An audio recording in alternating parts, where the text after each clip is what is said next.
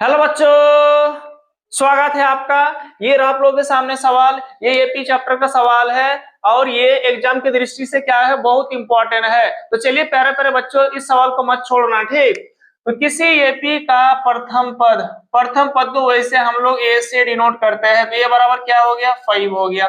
अंतिम पद मतलब आपका क्या है, ये एन। तो ये एन बराबर कितना हो गया आपका, 45 हो गया।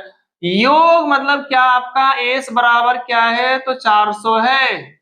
क्या ज्ञात करना है, पदों की संख्या मतलब एन बराबर वाट, और आपका यहाँ पर क्या है, सर्वांतर मतलब आपका डी बराबर वाट। एक फॉर्मूला होता है आपका, एस बराबर n/2 ए प्लस आपका होता है ए एन प्लस क्या होता है आपका, ए होता है ना। ये फॉर्मूला होता है एस बराबर n/2, ये एन प्लस क्या होता है, ए होता है, ठीक। तो एस का वैल्यू कितना है, तो आप बोले सर 400 है, तो मैंने 400 लिख दिया। एन का मान है तो नहीं है, तो n/2 हो गया। एन का वैल्यू बोलिए तो कितना, 45 है, तो मैंने लिख दिया 45। ए का वैल्यू क्या है, तो 5 है, तो 5 लिख दिया।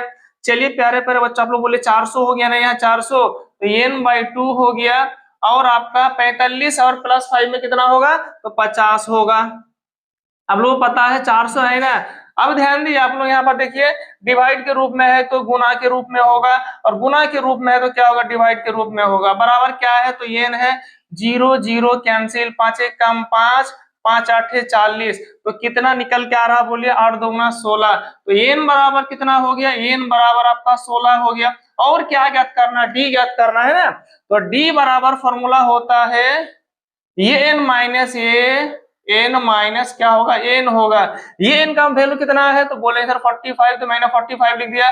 माइनस है तो माइनस होगा। ए का वैल्यू कितना, फटाफट बोलिए प्यारे प्यारे बच्चों, तो 5 है। और एन का वैल्यू कितना है, देखिए यहाँ पर एन का वैल्यू आपका 16 है, 16 और -1 तो -1 होगा। 45 से 5 घटाएंगे तो 40 होगा, और 16 से 1 घटाएंगे तो 15 होगा। 5 1 कम 5, 5 3 15, 5 8 40। तो डी बराबर कितना आ गया प्यारे प्यारे बच्चों, 8/3। यदि आप लोगों को प्यारे प्यारे बच्चों वीडियो अच्छा लगा तो लाइक करना मत भूलिएगा, और सब्सक्राइब नहीं किया है तो फटाफट सब्सक्राइब भी कर दीजिएगा। जय हिंद।